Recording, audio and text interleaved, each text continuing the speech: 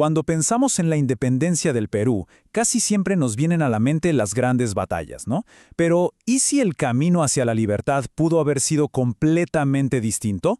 Hoy vamos a explorar esa historia, una que no se cuenta tan seguido, la de los intentos diplomáticos que buscaron una independencia sin guerra, un pacto que de verdad pudo haberlo cambiado todo. Y esta es la pregunta clave que nos va a guiar en todo este recorrido. ¿Existió de verdad una oportunidad para evitar el conflicto armado? ¿Qué fue lo que falló? ¿Qué fuerzas impidieron un acuerdo que, por momentos, parecía estar ahí, al alcance de la mano? Para entender bien este drama histórico, lo vamos a dividir en 5 actos. Primero, un virreinato que ya no da para más. Luego, el primer intento de negociación en Miraflores. De ahí, un quiebre interno tremendo en el bando realista.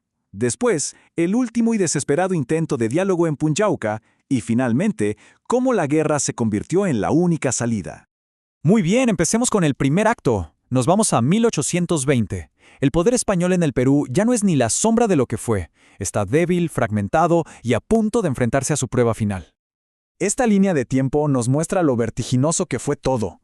En menos de un año se pasó de intentar negociar a proclamar la independencia. Cada uno de estos puntos es una pieza clave para armar este rompecabezas. A ver, cuando el ejército libertador desembarca, no va buscando una batalla de inmediato. De hecho, San Martín prefería una salida negociada. Él sabía, como apunta la historiadora Scarlett O'Fallon, que una guerra abierta sería larguísima y devastadora. Su apuesta en realidad era política. Esta cita del gran historiador Jorge Basadre es fundamental para entender el contexto. El virrey Pezuela no estaba al mando de un bloque sólido y unido. Al contrario, tenía muchísimas críticas internas y una falta de cohesión tremenda en el alto mando. Es decir, el virreinato ya se estaba rompiendo por dentro, mucho antes de empezar a negociar. Y así llegamos al primer intento formal por encontrar una solución pacífica, la Conferencia de Miraflores. Aquí es donde, por primera vez, las dos partes ponen sus cartas sobre la mesa. Y aquí viene lo más interesante. Fíjense en la propuesta de San Martín. No exige una república de golpe, sino una monarquía constitucional con un príncipe europeo. Era una fórmula inteligente para tratar de reconciliar la tradición con los nuevos tiempos. Pero, del otro lado, el virrey Pezuela tenía un mandato inflexible, defender la unidad del imperio, aunque él mismo sabía que su posición era increíblemente frágil. Entonces, ¿por qué no funcionó? Bueno, las razones son bastante claras. Primero, España simplemente no estaba lista para aceptar ninguna forma de independencia. Segundo, los propios generales de Pezuela desconfiaban de él, pensaban que iba a ceder demasiado. Y por último, para San Martín había un punto que no se movía, la independencia del Perú. La reunión fue cordial, sí, pero el abismo entre las dos posturas era insalvable. Esta otra cita de Basadre lo resume todo a la perfección. Miraflores no fue solo una negociación que falló. Fue la prueba de que el régimen colonial ya no tenía respuestas políticas para la crisis que tenía encima. El camino diplomático comenzaba a cerrarse. El fracaso de Miraflores lo que hizo fue acelerar la crisis interna del bando realista. Y lo que viene ahora es un giro dramático. La autoridad virreinal se derrumba, pero no por un ataque externo, sino por una implosión. Esto es algo que no se había visto nunca. El pronunciamiento de Asnapuquio, como se le conoce, fue un golpe de Estado con todas las letras.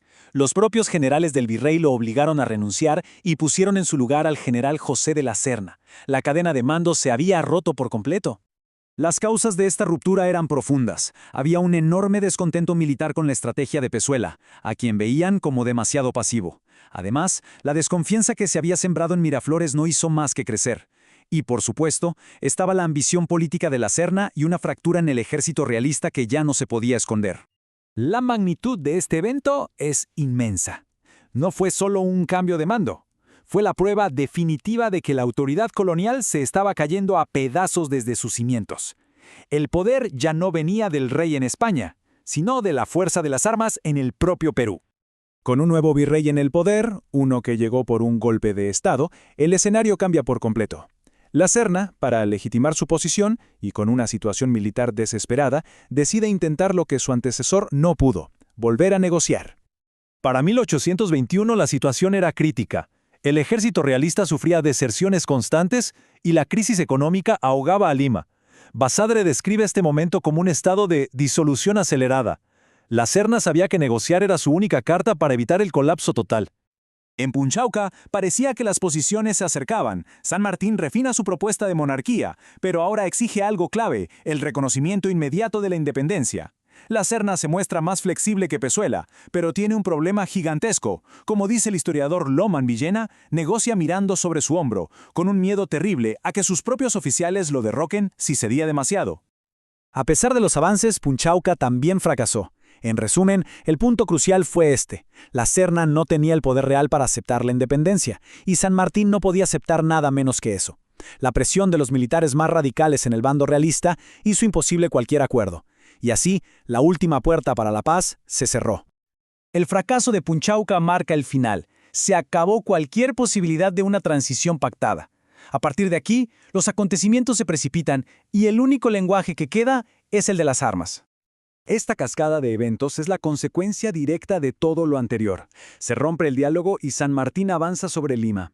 La Serna se ve forzado a evacuar la ciudad y se proclama la independencia. Pero ojo, la guerra no había terminado. De hecho, la fase más sangrienta apenas estaba por comenzar, con los realistas reagrupados en la sierra. Esta reflexión final de la historiadora Natalia Sobrevilla es clave para entender toda esta historia.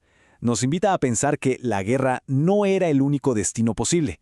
La independencia, tal y como la conocemos, fue también la consecuencia de la incapacidad de ambos bandos para llegar a un acuerdo. Y al final nos quedamos con esta pregunta. ¿Fue la incapacidad de los líderes, las presiones internas o la desconfianza lo que arruinó la paz? ¿O es que la ruptura entre España y América ya era tan profunda que ningún pacto, por bueno que fuera, podía salvarla? Una pregunta que nos recuerda que la historia, muchas veces, es el relato de las oportunidades perdidas.